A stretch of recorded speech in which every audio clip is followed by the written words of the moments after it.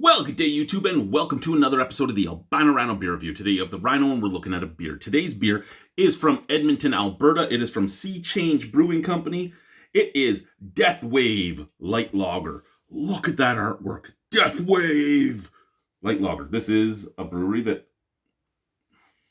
it's 4% alcohol. This brewery does say crush beers, not dreams. I fully agree with that. It also says it is vegan friendly. Keep cold, drink fresh. What's our dating on here?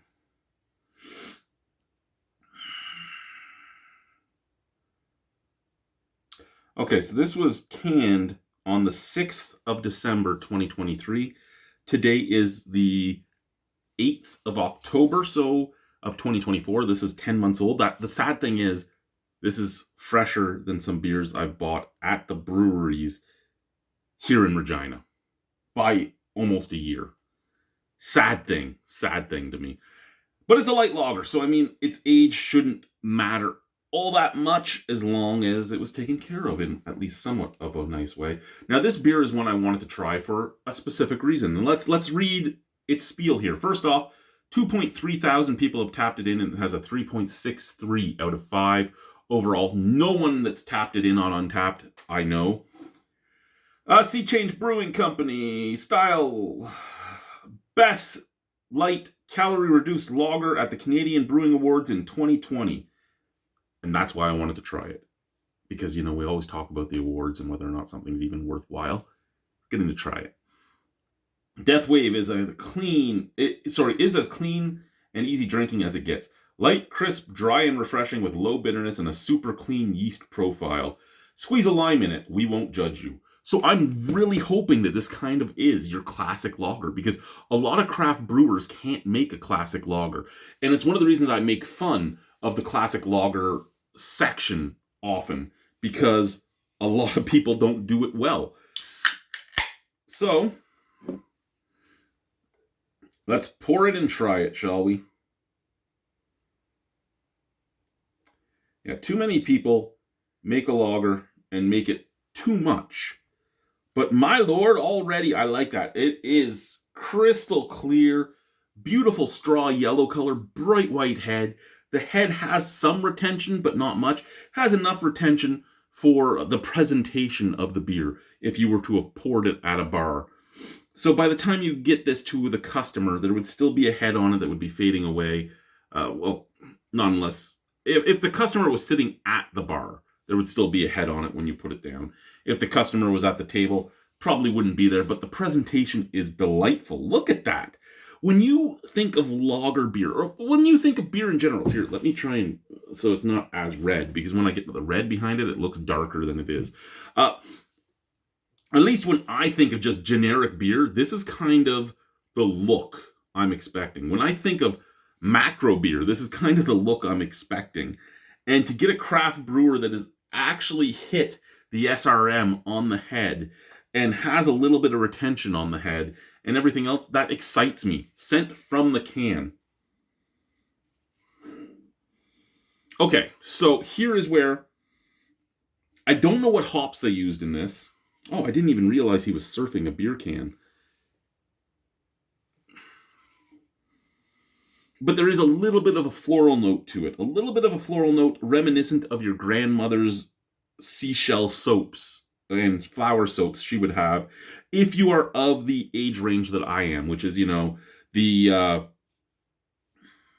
geriatric millennials or the very end of Gen X, because I'm an 82er. So, you know, like if you were born in like 79 to 86, your grandmother's probably had that soap, maybe even longer, but I remember the soap very vividly. You weren't allowed to use it, but it was there.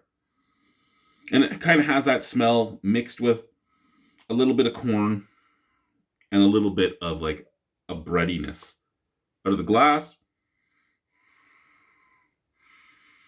at least I smell almost nothing. Which, I mean, is okay for a lager, especially a craft lager. Cheers, let's try it.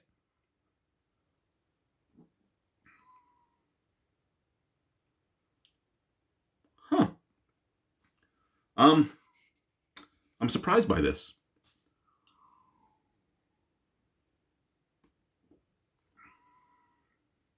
Clean, crisp, a little bit of maltiness, like just a little bit of nondescript malty sweetness at the back of the tongue.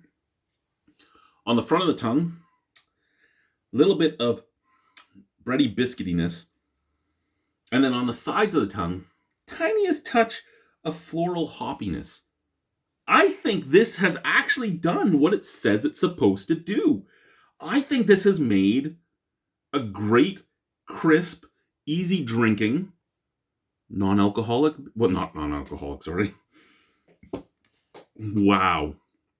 It's because I have that whole case of, I found my favorite non-alcoholic beer at the wholesale club, and I have an entire case of it sitting on top of my printer, which is like right off to the side of me, and I'm looking at it while I'm talking.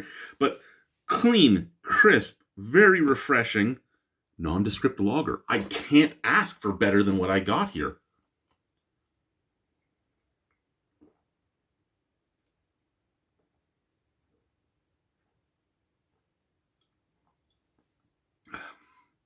Light-bodied, light mouthfeel, medium carbonation. And remember, I drink my beer warm. If that was cold, it would just fly down the throat. That's really good. I was going to send a can of this to Multi in his box that I'm sending him. He keeps telling me to push his box back, but I was going to send it at the end of the month because this is a 3-pay month, so it didn't matter about my monetary problems because I'd have a little bit of money to play with at the end of the month. But I don't know if I'm going to send him that now. That might just get drank. No, I'll try and save it. I have enough other beers to drink, and I'm trying to send Malty and Brian both something good. Stuff I think they'll enjoy rather than just stuff, because there's so many beers I could send them, but I'd rather them get things that I think they'd like. That being said, stylistically, that's probably a 10 out of 10. Personal enjoyment, I'd give it an 8.5 out of 10. I would buy that again. That is a great beer. I really like that. Thank you guys. I gotta go. Bye-bye.